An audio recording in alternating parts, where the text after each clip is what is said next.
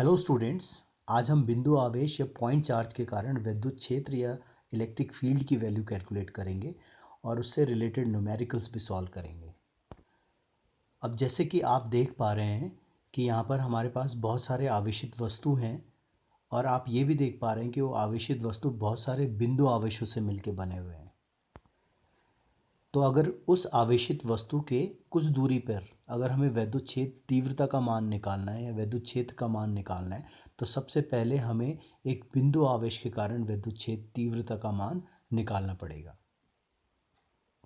तो चलिए कैलकुलेट करते हैं कि किसी बिंदु आवेश या पॉइंट चार्ज के कारण विद्युत क्षेत्र तीव्रता का मान कितना होगा। तो लेट अस से एक प्लस क्यू एक स्रोत आवेश है जो कि सोर्स चार्ज है और इसी के कारण विद्युत क्षेत्र उत्पन्न हो रहा है। उससे आर दूरी पर लेट से एक पॉइंट पी है, इस पॉइंट पे हमें विद्युत क्षेत्र तीव्रता का मान निकालना है। तो आप याद रखिए जिस पॉइंट पर हमें विद्युत क्षेत्र तीव्रता का मान निकालना होता है वहाँ पर हम एज्यूम करते हैं, हम कल्पना करते हैं कि वहाँ पर एक धनात्मक टेस्ट चार्ज रखा गया है। तो अगर पी पॉइंट पर हम एक धनात्मक test charge plus Q naught अगर रखते हैं तो ऑब्वियसली उसमें बल लगेगा।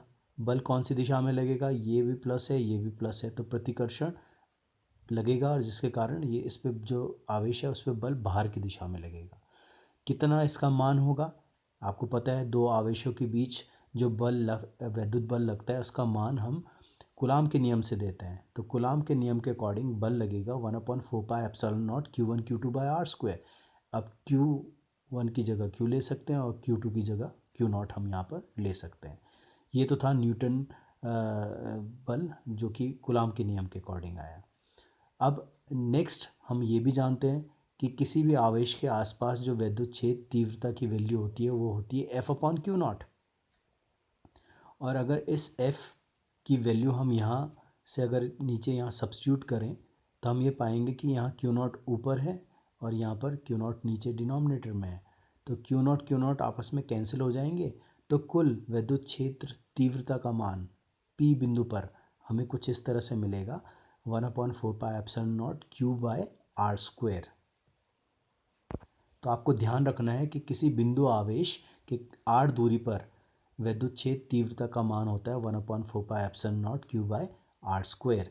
अब साथ ही साथ आपको याद रखना है कि विद्युत क्षेत्र तीव्रता एक सदिश राशि है, वेक्टर क्वांटिटी है, तो उसका मान भी होना चाहिए, उसकी दिशा भी होनी चाहिए। मान मतलब मैग्नीट्यूड कितना है वो तो हमने यहाँ पर देख लिया, इतना इसका मैग्नीट्यूड है। अब इसकी दिशा कैसे कैलकुलेट करोगे, कौन सी डायरेक्शन में ये आपका डायरेक्टेड होगा, तो ये फाइंड आउट करने के लिए ऑब्वियसली जिधर आपका धनात्मक टेस्ट चार्ज पर पॉजिटिव टेस्ट चार्ज पे जिधर बल लगेगा, जिधर फोर्स की डायरेक्शन होगी वही डायरेक्शन ई की भी होगी। तो इस प्रॉब्लम में अगर आपको विद्युत क्षेत्र तीव्रता की दिशा पूछी जाए तो दिशा किधर होगी, ये होगी बाहर की दिशा। अब इससे रिलेटेड हम जरा दो केसेस को डिस्कस कर लेते हैं। अब आपको पता है जैसे हमने प्रॉब्लम फिगर में लेके चले थे तो प्लस क्यू एक स्रोत आवेश लेके चला था हमने, जबकि माइनस क्यू भी तो एक बिंदु आवेश हो सकता है। तो हमारे दो केसेस हो सकते हैं कि स्रोत आवेश प्लस क्यू भी हो सकता है और स्रोत आवेश माइनस क्यू भी हो सकता है। और दोनों से आर दूरी पर अगर हमें विद्युत क्षेत्र तीव्रता का मान अगर निकालना है तो याद रखिए दोनों केसेस में ई का मान, विद्युत क्षेत्र तीव्रता का मान 1/4πε0 Q/r² ही आएगा, केवल अंतर होगा डायरेक्शन में। अब डायरेक्शन में कैसे आपको पता चलेगा डायरेक्शन किधर है, तो मैं पहले ही बता चुका हूँ कि उस बिंदु जहाँ पर कि हमें विद्युत क्षेत्र तीव्रता की मान निकालना है वहाँ पर आप एज्यूम करेंगे कि एक पॉजिटिव टेस्ट चार्ज रखा गया है। तो अगर यहाँ पर मैं पॉजिटिव टेस्ट चार्ज रखता हूँ तो इस पॉजिटिव के कारण इसमें प्रतिकर्षण होगा, रिपल्शन होगा, तो बल बाहर की डायरेक्शन में लगेगा। अब क्योंकि बल बाहर की डायरेक्शन में लग रहा है तो ई की डायरेक्शन, दिशा बाहर की दिशा में होगा, ये आपको ध्यान रखना है। और यहाँ पर अगर मैं फिर अगर विद्युत क्षेत्र तीव्रता की दिशा अगर मुझे देखनी तो मैं एज्यूम करूँगा कि एक पॉजिटिव टेस्ट चार्ज रखा गया है। पॉजिटिव टेस्ट चार्ज पे बल किधर लगेगा, आप याद रखना ये माइनस है, तो माइनस के कारण इस पॉजिटिव टेस्ट चार्ज में आकर्षण या अट्रैक्शन लगेगा, तो बल अंदर की तरफ लगेगा और उस अंदर की तरफ बल लगने के कारण ई की दिशा भी वही होगी जो बल की दिशा होगी। तो आप देख पा रहे हैं इन दोनों केसेस में ई का मान तो बराबर है पर दिशा दोनों की अलग अलग है। तो किसी बिंदु आवेश के कारण विद्युत क्षेत्र तीव्रता की वैल्यू निकालने के लिए जो सबसे बेसिक कॉन्सेप्ट है वो क्या क्या कॉन्सेप्ट है? सबसे पहले तो आपको मान पता होना चाहिए, दैट इज़ 1/4πε0 Q/r² के बराबर होता है। और क्योंकि एक सदिश राशि है तो इसकी दिशा भी होती है। अब दिशा कौन सी दिशा होगी ये कैलकुलेट करने के लिए आप क्या करोगे, उस बिंदु पर एक पॉजिटिव टेस्ट चार्ज एज्यूम करोगे, कल्पना करोगे, और उस काल्पनिक टेस्ट चार्ज पर, पॉजिटिव टेस्ट चार्ज पर जो बल की दिशा होगी वही ई की दिशा होगी। और एक और चीज़ कि अगर मान लो एक से ज़्यादा बिंदु आवेश हैं तो ऑब्वियसली E1 E2 E3 अलग अलग बिंदु आवेशों के कारण विद्युत क्षेत्र तीव्रता का मान होगा, और कुल E उनका वेक्टर सम होगा, या हम बोल सकते हैं सदिश योग होगा।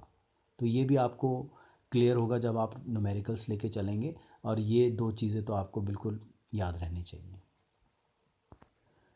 तो चलिए अब न्यूमेरिकल्स हम लेके चलते हैं। पहला न्यूमेरिकल है, किसी बिंदु आवेश से r दूरी पर तीव्रता अनुक्रमानुपाती होती है। तो अब ये बिंदु आवेश के कारण तीव्रता की बात चल रही है, तो ऑब्वियसली इसमें फॉर्मूला हमें याद रहना चाहिए, E = 1/4πε0 Q/r²। तो यहाँ क्लियरली पता चल रहा है कि ये तीव्रता अनुक्रमानुपाती होगा 1/r² के। तो यहाँ आंसर है B, that is 1/r²। Next question है कि किसी बिंदु आवेश आपको दे रखा है 4 × 10⁻⁷ कूलाम के कारण 3 सेंटीमीटर दूरी पर स्थित एक बिंदु पर विद्युत क्षेत्र आपको ज्ञात करना है। तो सिंपल क्वेश्चन है, आपको दे रखा है Q का मान दे रखा है, बिंदु आवेश है, उससे R दूरी दे रखी है 3 सेंटीमीटर। इस बिंदु पर आपको विद्युत क्षेत्र तीव्रता की वैल्यू कैलकुलेट करनी है। तो विद्युत क्षेत्र तीव्रता की वैल्यू कैलकुलेट करने के लिए आप क्या करेंगे, फॉर्मूला यूज़ करेंगे 1/4πε0 Q/r²। इसमें वैल्यूज़ पुट करो। 1/4πε0 की वैल्यू आपको याद है 9 × 10⁻9 होती है। Q की वैल्यू आप सब्सटीट्यूट करो 4 × 10⁻⁷ यहाँ पर, और R की वैल्यू यहाँ पर 3 सेंटीमीटर को SI मात्रक में अगर आप कन्वर्ट करते हो तो 3 सेंटीमीटर को मीटर में कन्वर्ट करना पड़ेगा, मतलब 3/100, जिसको कि आप लिख सकते हो 3 × 10⁻²। तो उसका स्क्वायर, और इसे सॉल्व अगर आप करते हो तो आपको आंसर मिलता है 4 × 10⁻6 न्यूटन पर कूलाम। बट अब ये जो आपको मिला है केवल मान मिला है, क्योंकि ई एक सदिश राशि है, वेक्टर क्वांटिटी है, तो मैग्नीट्यूड से ही काम नहीं चलेगा। अभी आपको डायरेक्शन भी निकालनी होगी। अब डायरेक्शन कैसे फाइंड आउट करोगे, तो आपको पता है दिशा निकालने के लिए आप एक धनात्मक पॉजिटिव चार्ज यहाँ पर एज्यूम करोगे, मानोगे, और उस पर जो बल होगा वही ई की भी दिशा होगी। तो अब यहाँ पॉजिटिव चार्ज अगर आप मानते हो तो ये भी ऑलरेडी पॉजिटिव है, तो पॉजिटिव पॉजिटिव एक दूसरे को प्रतिकर्षण या रिपेल करेगा बाहर की दिशा में। क्योंकि बल की दिशा बाहर है तो ई की दिशा भी बाहर होगी। तो आपको जब भी विद्युत क्षेत्र निकालना होगा तो आप उसके मान भी निकालिए, उसकी वैल्यू भी निकालिए, साथ में दिशा भी निकालिए। अब नेक्स्ट क्वेश्चन है कि +3 माइक्रोकूलाम के किसी बिंदु आवेश से 2 मीटर की दूरी पर -2 माइक्रोकूलाम का दूसरा बिंदु आवेश वायु में रखा हुआ है। इन दोनों आवेशों से 1 मीटर की दूरी पर स्थित बिंदु पर विद्युत क्षेत्र की तीव्रता का मान तथा दिशा ज्ञात कीजिए। तो बेसिकली इस क्वेश्चन में आपको दो बिंदु आवेश दे रखे हैं, एक है 3 माइक्रोकूलाम, दूसरा है -2 माइक्रोकूलाम, और उनके बीच दूरी दी गई है 2 मीटर की। और हमें पूछा गया है कि C एक ऐसा बिंदु है जो कि इससे भी 1 मीटर दूरी पर है और सेकंड वाले से भी 1 मीटर की दूरी पर है। तो C बिंदु पर आपको विद्युत क्षेत्र तीव्रता का मान निकालना है, सिंपल विद्युत क्षेत्र का मान निकालना है। तो मैं एज्यूम कर लेता हूँ, लेट से ये 3 माइक्रोकूलाम चार्ज नंबर 1 है, और -2 माइक्रोकूलाम चार्ज नंबर 2 है। तो C पॉइंट पे जो कुल विद्युत क्षेत्र तीव्रता का कंट्रीब्यूशन होगा या योगदान होगा, वो पहले के कारण भी होगा और दूसरे आवेश के कारण भी होगा। अगर पहले के कारण विद्युत क्षेत्र तीव्रता का मान E1 माना जाए और दूसरे के कारण विद्युत क्षेत्र तीव्रता का मान E2 माना जाए, तो अगर इनकी दिशा मुझे कैलकुलेट करनी है तो दिशा कैलकुलेट करने के लिए सबसे पहले मैं पहला चार्ज लेके चलता हूँ। पहले चार्ज के कारण C पॉइंट पे विद्युत क्षेत्र तीव्रता की दिशा अगर मुझे कैलकुलेट करनी है तो आपको पता है मुझे एक धनात्मक पॉजिटिव टेस्ट चार्ज यहाँ पर इमेजिन करना पड़ेगा या उसकी कल्पना करनी पड़ेगी। तो उस पर बल जिस दिशा में होगा वही ई की भी दिशा होगी। तो अगर यहाँ पर मैं पॉजिटिव टेस्ट चार्ज एज्यूम करता हूँ तो पॉजिटिव यहाँ पर भी है, पॉजिटिव यहाँ पर भी है, तो इस पर बल किधर लगेगा, बाहर की दिशा में प्रतिकर्षण लगेगा, इस दिशा में। अब क्योंकि इस दिशा में बल की दिशा है तो विद्युत क्षेत्र E1 की दिशा भी वही होगी जो कि आपकी राइट साइड में आपको दिख रही है। ऐसे ही सेकंड के कारण E2 की दिशा किधर होनी चाहिए, आप पॉजिटिव टेस्ट चार्ज रखिए यहाँ पर, तो ये नेगेटिव है, ये पॉजिटिव है, तो ये पॉजिटिव टेस्ट चार्ज पे बल क्या लगेगा, आकर्षण लगेगा इसी दिशा में, और जो बल की दिशा होगी वही ई की दिशा भी होगी। तो E2 की दिशा कौन सी होनी चाहिए, E2 की दिशा भी राइट हैंड साइड में आपकी होगी। तो ये तो आपने दोनों की दिशाओं को यहाँ पर दिखा दिया। अब E1 E2 की वैल्यू कितनी होगी, तो लेट अस कैलकुलेट। सबसे पहले +3 माइक्रो कूलाम के कारण जो E1 का मान है उसकी वैल्यू कैलकुलेट करने के लिए हमारा फॉर्मूला हमें पता है 1/4πε0 Q/r²। तो हम वैल्यूज़ पुट करते हैं, 1/4πε0 की जगह 9 × 10⁹ हमने रखा Q/r²। Q स्रोत आवेश है तो +3 माइक्रो कूलाम हमने वैल्यू रखी। 3 माइक्रो को 10⁻⁻6 लिख सकते हैं हम। आर की वैल्यू यहाँ 1 मीटर रखी है आपने, आप देख पा रहे हैं यहाँ से यहाँ तक की वैल्यू 1 मीटर है। तो ये वैल्यू पुट करने पे हमारे आ रही है वैल्यू E1 की वैल्यू 2.7 × 10⁴ न्यूटन पर कूलाम, और इसकी दिशा है राइट हैंड डायरेक्शन में, आपको दिख ही रहा है यहाँ पर। नेक्स्ट है हमारा -2 माइक्रो कूलाम के कारण E2 है, उसकी वैल्यू भी वही 1/4πε0 Q/r² होगा। 1/4πε0 की वैल्यू रखी आपने, Q की वैल्यू भी रखी यहाँ पर, और यहाँ माइनस रखने की ज़रूरत नहीं है क्योंकि ऑलरेडी आपने दिशा यहाँ पर दिखाई दी है इसकी, तो माइनस यहाँ लिखने की ज़रूरत नहीं है। अब माइक्रो की जगह आपने 10⁻⁻6 यहाँ सब्स्टिट्यूट किया और वैल्यू आई 1.8 × 10⁴ न्यूटन पर कूलाम। तो आपको E1 और E2 की वैल्यू आपको पता चल गई है।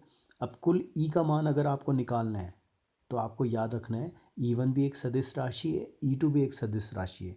तो अगर मैं वेक्टर सम या सदिश योग की अगर मैं बात करूं तो मुझे दिशाएं भी देखनी होंगी। कुल C का मान, कुल E का मान C बिंदु पर बेसिकली 1 और 2 के कारण है और दोनों के दोनों सेम डायरेक्शन में है। तो हम बोल सकते हैं कि कुल E यहाँ पर बेसिकली दोनों का क्या होगा, योग होगा, सम होगा। तो अगर दोनों को आप जोड़ देते हो क्योंकि वो समान दिशा में है, तो जोड़ने के बाद आपको मिलता है 4.5 × 10⁴ न्यूटन पर कूलाम, यहाँ पर इसकी मात्रक है। और ये इसका कुल वैद्युत क्षेत्र था जिसके की तीव्रता का मान आपने निकाला। दिशा भी तो निकालनी है इसमें, तो दिशा कौन सी होगी, ऑब्वियसली एक वेक्टर अगर इस दिशा में है, दूसरा वेक्टर इस दिशा में, तो कुल वेक्टर कौन सी दिशा में होगा, वो भी तो राइट डायरेक्शन में होगा। तो यहाँ पर इसकी दिशा किधर से होगी, +3 माइक्रो कूलाम से -2 माइक्रो कूलाम की दिशा में ये वैद्युत क्षेत्र, कुल वैद्युत क्षेत्र तीव्रता दोनों के कारण उस दिशा में डायरेक्टेड रहेगा या उस दिशा में रहेगा।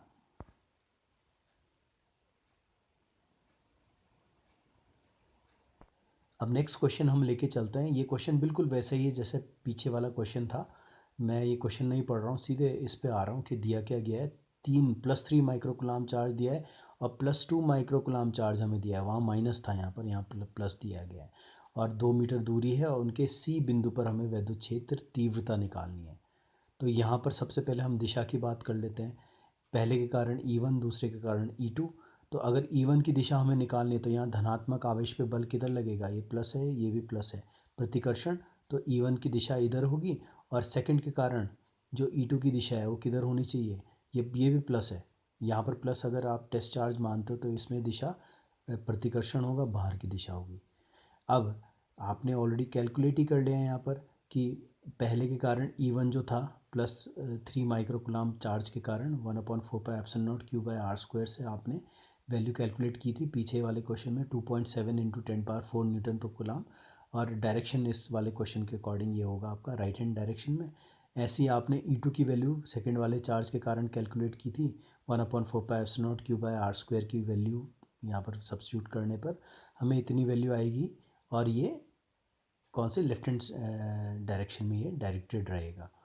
अब कुल E का अगर हम देखें तो कुल E किधर होगा, आप खुद देखिए, दो अपोजिट या विपरीत दिशाओं में ये वेक्टर है, तो कुल वेक्टर का अगर आप उसका वेक्टर सम अगर आप बोले तो कुछ आएगा आपका E1 - E2, मतलब जो बड़ा है बड़े में से छोटा वाला सब्ट्रैक्ट हो जाएगा। तो ये सब्ट्रैक्ट करने के बाद हमारी वैल्यू कुल E की आएगी 0.9 × 10⁴ न्यूटन पर कूलाम। और डायरेक्शन क्या होगी, ये तो कुल E का मान है, डायरेक्शन क्या होगा, डायरेक्शन वही होगा जो कि बड़ा वाला वेक्टर जिधर डायरेक्टेड है, मतलब जो ये वाली दिशा होगी राइट वर्ड डायरेक्शन, ये आपकी जो है E की भी डायरेक्शन होगी। अब नेक्स्ट क्वेश्चन बोर्ड में पूछा गया था, हमें दिया गया है दो चार्जेस दिए गए हैं एक है 5 × 10⁻⁹ कूलाम आवेश, दूसरा है 20 × 10⁻⁹ कूलाम आवेश। और बोला गया है कि उनको मिलाने वाली रेखा के किस बिंदु पर विद्युत क्षेत्र की तीव्रता शून्य होगी। तो हमें एक ऐसा बिंदु निकालना है जहाँ पर विद्युत क्षेत्र तीव्रता शून्य हो जाए। तो ये हम बल के केस में भी हम ऐसे क्वेश्चंस डिस्कस कर चुके हैं। तो हम एज्यूम करते हैं लेट से एक बिंदु है जहाँ पर कि विद्युत क्षेत्र तीव्रता शून्य हो रही है। लेट से ये x दूरी है और पूरा इस चार्ज से इस चार्ज तक की दूरी अगर हमें दे रखी है 2 मीटर, तो बची हुई दूरी आपकी होगी 2 - x दूरी। अब O पर इसके कारण विद्युत क्षेत्र, पहले के कारण विद्युत क्षेत्र तीव्रता की दिशा कौन सी होगी, बाहर की दिशा है ऐसे। और सेकंड के कारण किधर होगी, वो भी बाहर की दिशा होगी। और अगर विद्युत क्षेत्र तीव्रता शून्य की हम बात करें तो सबसे पहले तो E1 के मान निकाल लेते हैं, 1/4πε0 Q/r²। तो Q यहाँ पर है 5 × 10⁻⁹, R की जगह आप x² ले सकते हैं। और E2 का मान अगर निकालें तो E2 का मान आएगा 1/4πε0 Q, दैट इज़ 20 × 10⁻⁹/r²। अब इसके लिए R जो है उसकी वैल्यू होगी 2 - x। तो ये हमारी E1 E2 की वैल्यू आ गई। और तीव्रता शून्य होने के लिए क्या होगा, जो इधर का मान है और इधर का मान बराबर होना चाहिए, मतलब E1 should be equal to E2। तो इसको अगर हम सॉल्व करते हैं, वैल्यूज़ पुट करो आप, सॉल्व अगर इसे हम करें, स्क्वायर रूट अगर लें तो वैल्यू आती है 2/3 मीटर। तो 2/3 मीटर, एक इस चार्ट से 2/3 मीटर पॉइंट O पर विद्युत क्षेत्र तीव्रता शून्य होगी।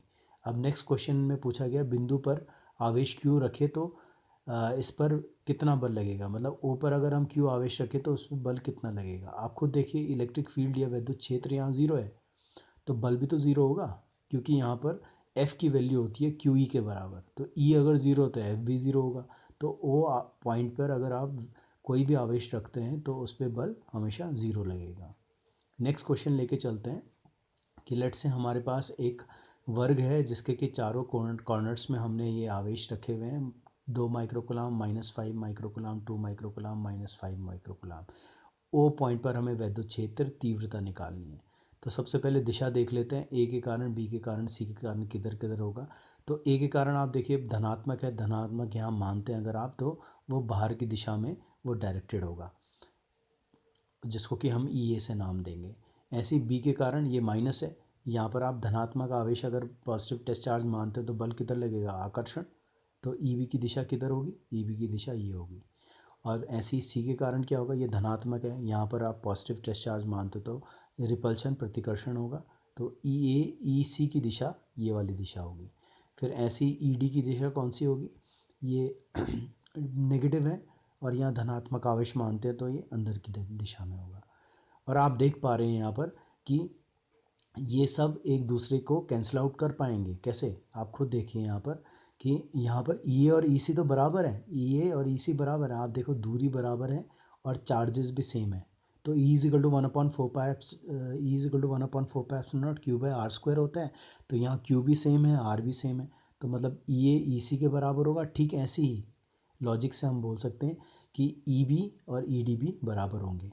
तो हम बोल सकते हैं कि ये इसको कैंसिल कर देगा और ये इसको कैंसिल कर देगा, मतलब कुल ई का मान, नेट ई का मान क्या हो जाएगा, ज़ीरो हो जाएगा।